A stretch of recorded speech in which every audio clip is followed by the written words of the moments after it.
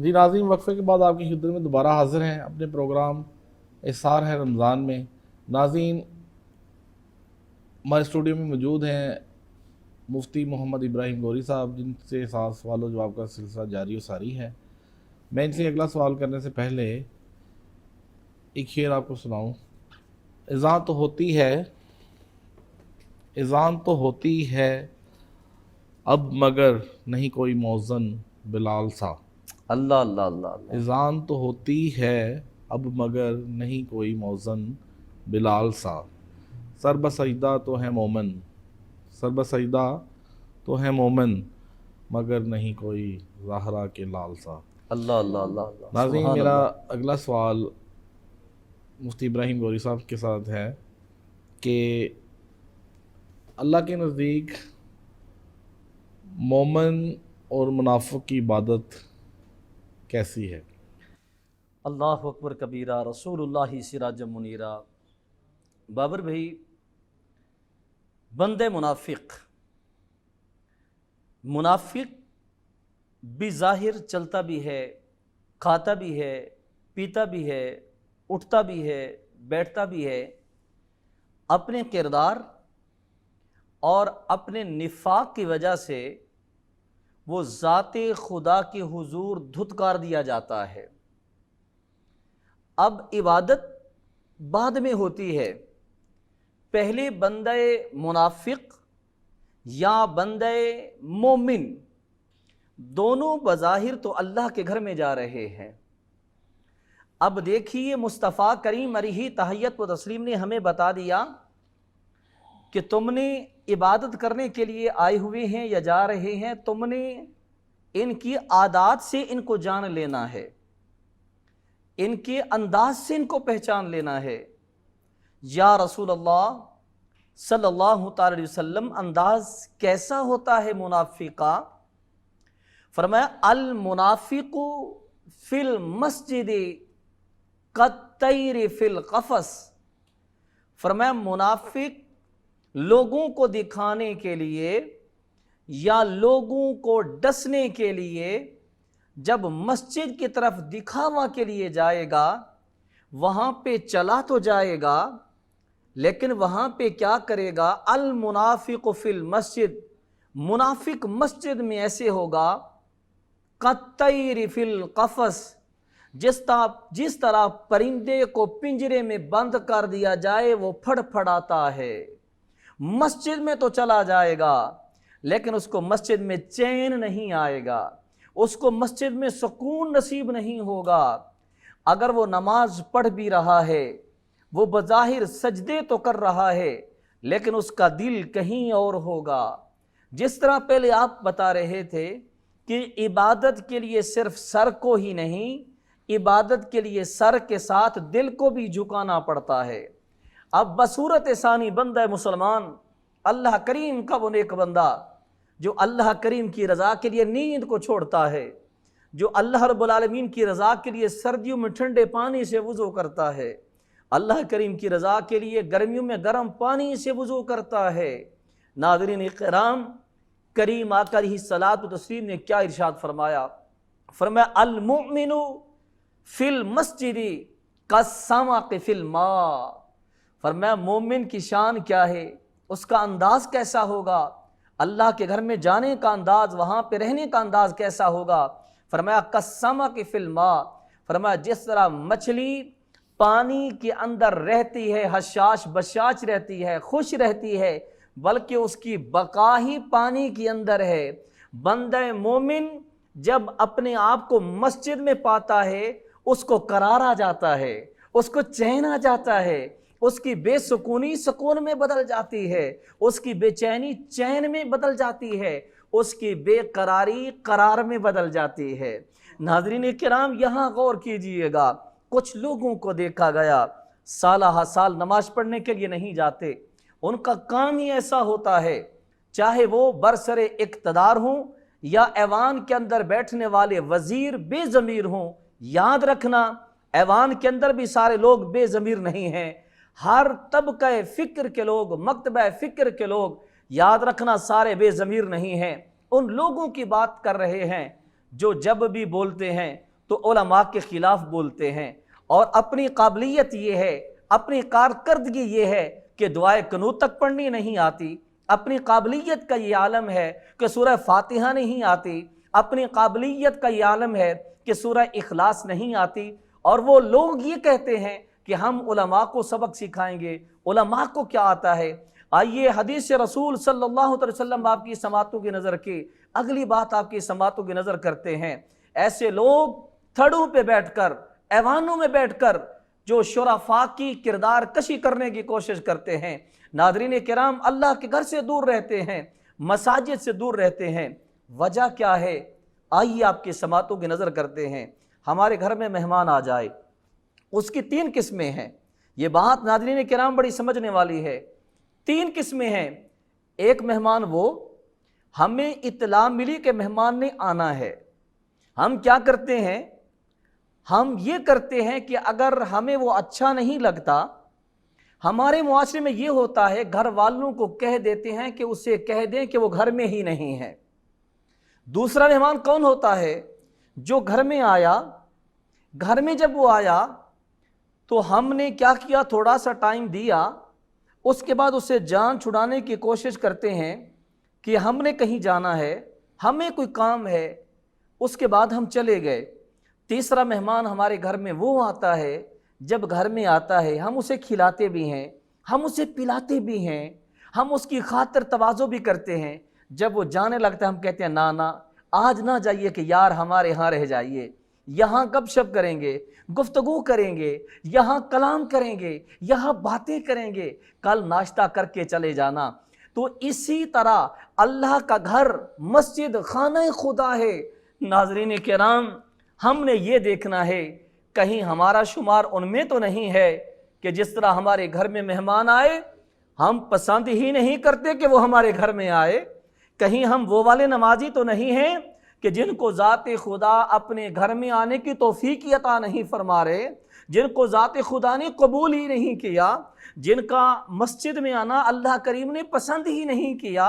कहीं हमारा शुमार उन लोगों में तो नहीं है, उन लोगों में तो नहीं है जो अल्लाह के घर में तो जाते हैं फ़ौरन वापस आ जाते हैं। हमने गौर करना है हमारा शुमार उन लोगों में है या नहीं है जो लोग अल्लाह करीम के घर में मेहमान बन के जाते हैं, कभी तिलावत करते हुए नज़र आते हैं, कभी ज़िक्र खुदा करते हुए नज़र आते हैं, कभी दुरूद पाक की महफ़िल सजाते हुए नज़र आते हैं। नाज़रीन किराम, उनके शब व रोज़ मस्जिद में गुज़रते हैं। क्यों मस्जिद में गुज़रते हैं? ज़ात खुदा यही चाहते हैं कि ये मेरा बंदा मेरे घर में आया है, मेरा मेहमान है, तो मेरे घर में ही रह जाए। नाज़रीन किराम, यही मैसेज था, यही पैगाम था इस हवाला से कि मुनाफ़िक़त एक ऐसी बुरी बीमारी है, ऐसी बुरी बीमारी है। मुनाफिक अगर इबादत करे भी सही, उसकी इबादत ज़मीन व आसमान के दरमियान मुअल्लक़ कर दी जाती है। अगर वो नमाज़ें पढ़े, रब का कुरान उठा के देखो, उसकी नमाज़ें उसके मुंह पे मार दी जाती हैं। नाज़रीन किराम, आज हम सबको अपने बातिन को, अपने अंदर को पाक और साफ करना होगा।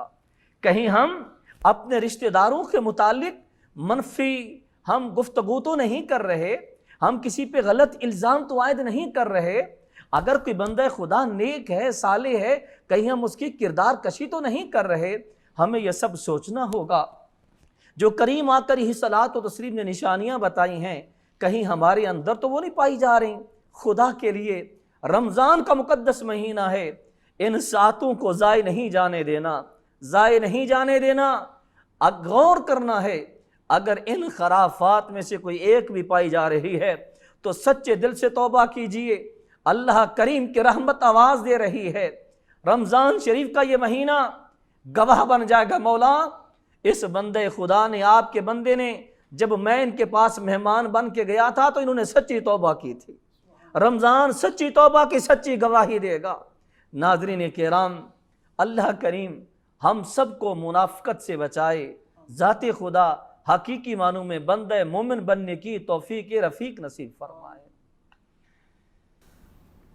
नाज़रीन, हज़रत अनस रज़ियल्लाहु ताला अन्हु फरमाते हैं, मुझसे हुज़ूर सल्लल्लाहु अलैहि वसल्लम ने फरमाया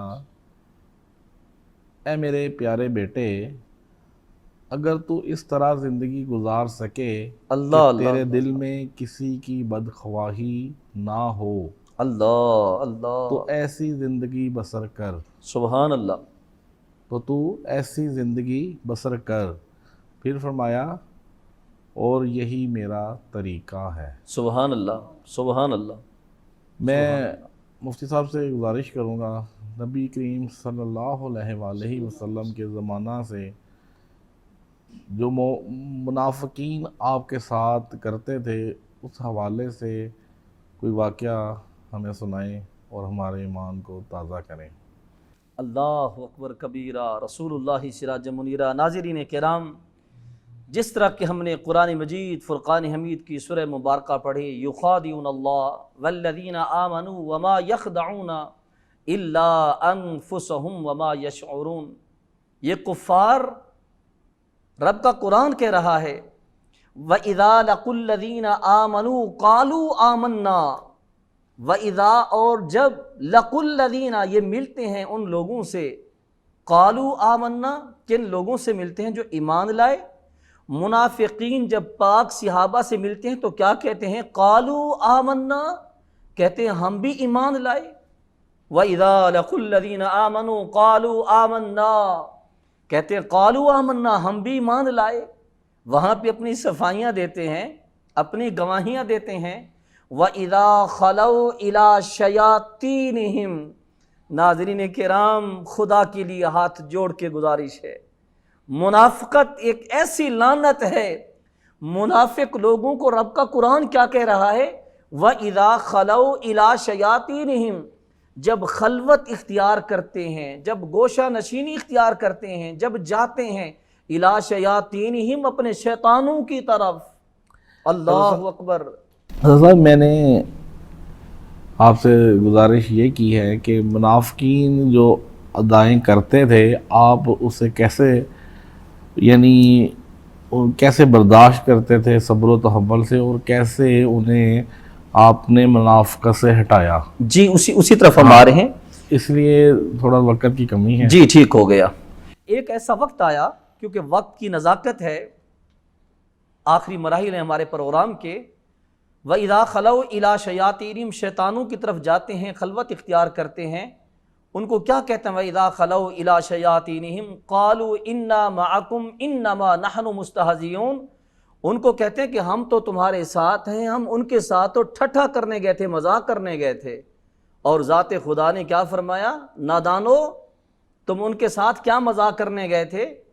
اِنَّا مَعَكُمْ مُسْتَهْزِئُونَ، ذات خدا کا قرآن اٹھا کے دیکھیے، ذات خدا فرماتے کہ تم کیا مذاق کرنے گئے تھے، ذات خدا تم سے استہزاء کر رہے ہیں۔ ناظرین کرام غور کیجئے گا، ایک ایسا وقت آیا مصطفیٰ کریم علیہ تحیت و تسلیم نے منافقوں کے نام لے کر مصطفیٰ کریم علیہ تحیت و تسلیم نے ان کو کھڑا کیا، اپنی مجالس میں سے ان کو نکالا، اور یہ بھی بتاتے چلیں کہ ہر نماز پڑھنے والا، یاد رکھنا ہر سجدہ کرنے والا، ہر مسجد میں جانے والا بندہ مومن نہیں ہوا کرتا۔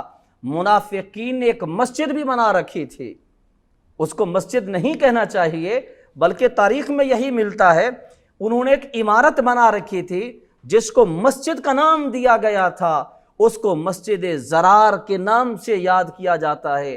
تاریخ نے مسجد زرار کا نام دیا ہے۔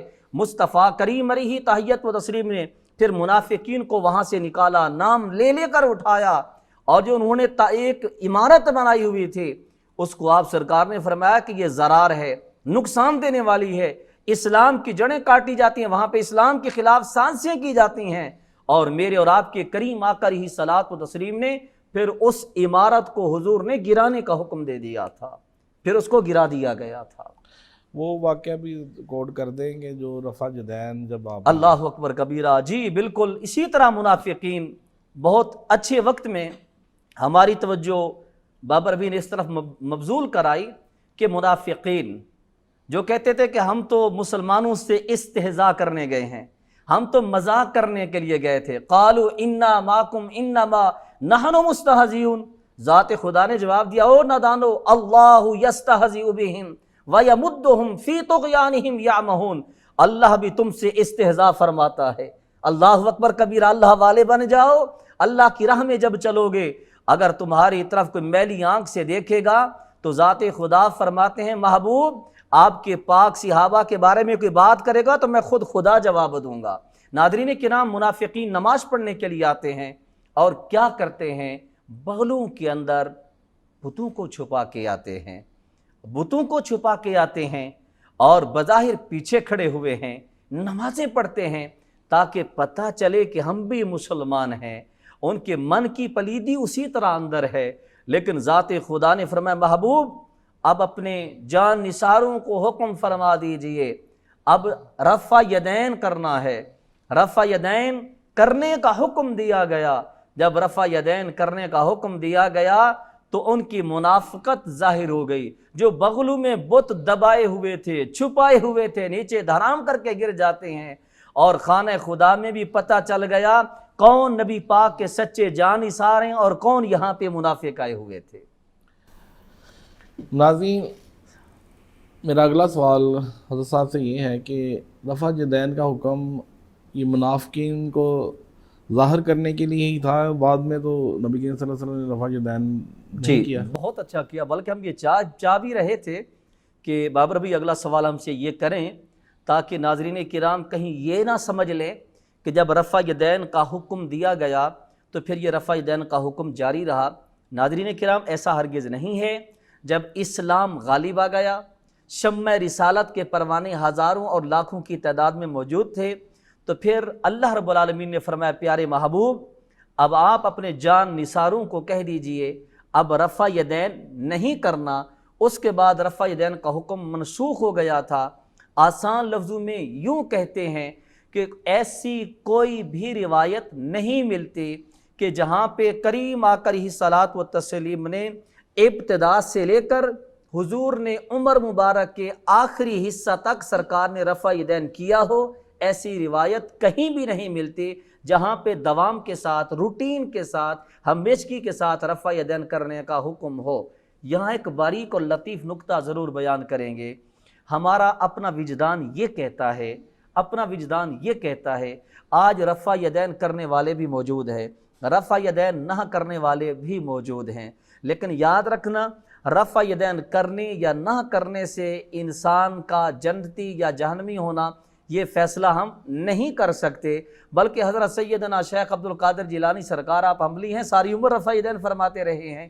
ناظرین کرام، بتانا یہ چاہتے ہیں آج رفع یدین کرنے والے بھی موجود ہیں، رفع یدین حنفی لوگ نہیں کرتے۔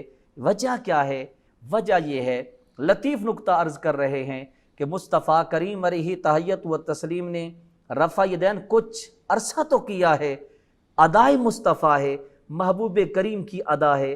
اللہ رب العالمین نہیں چاہتے کہ میرے یار نے جو ادا کی ہو وہ ادا دنیا میں مٹ جائے، اس لیے رفع یدین کرنے والے بھی موجود ہیں۔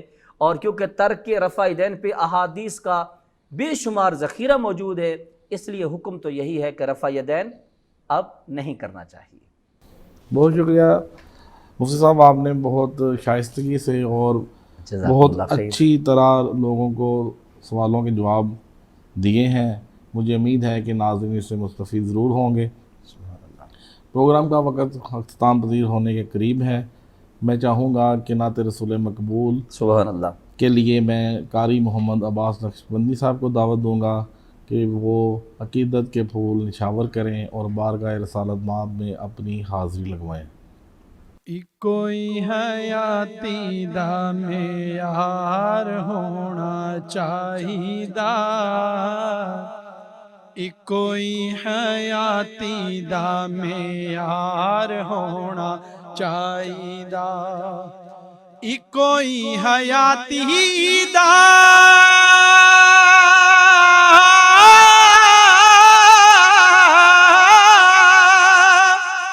معیار ہونا چاہیدا، بس اللہ دے حبیب نال پیار ہونا چاہیدا اللہ دے حبیب نال پیار ہونا چاہیدا اللہ دے حبیب نال پیار ہونا چاہیدا سانو یار غار نے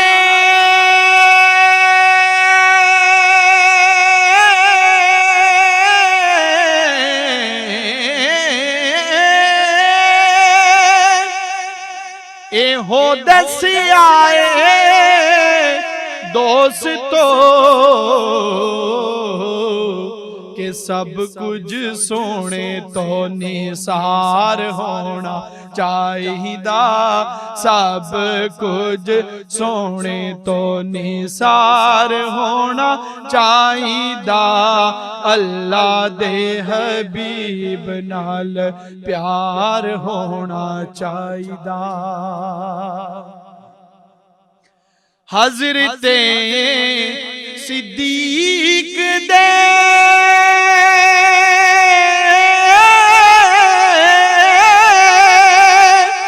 اے ہو دل دی تمنا سی کہ یار نال یار دا میزار ہونا چاہیدا یار نال یار دا میزار ہونا چاہیدا یار نال یار دا میزار ہونا چاہیدا بس اللہ دے حبیب نال پیار ہونا چاہیدا آقا جدوں یاد کرو اپنے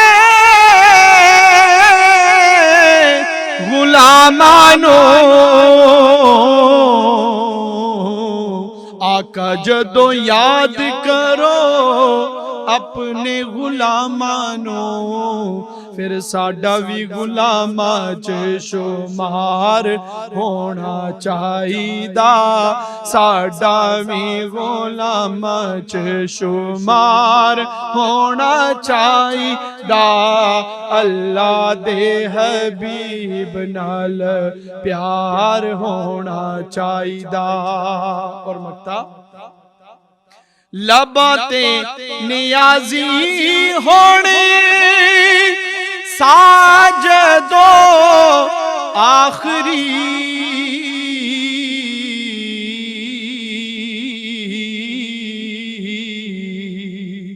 لباں تے نیازی ہون ساجدو آخری پھر اس ویلے سونے دا دیدار ہونا چاہیدا اس ویلے سونے دا دیدار ہونا چاہیدا اس ویلے سونے دا دیدار ہونا چاہیدا اکو ہی حیاتی دا معیار ہونا چاہیدا اللہ دے حبیب نال پیار ہونا چاہیدا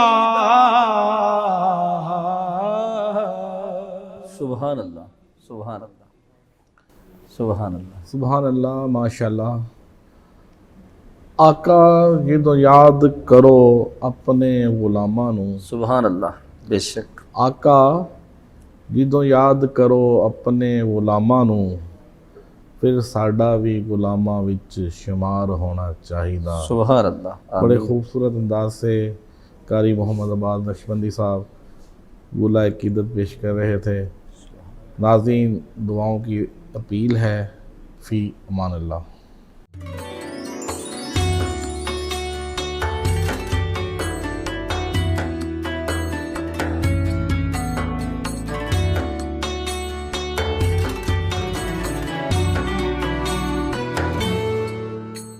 Subscribe now and press the bell icon. Never miss an update. Studio 99. production house.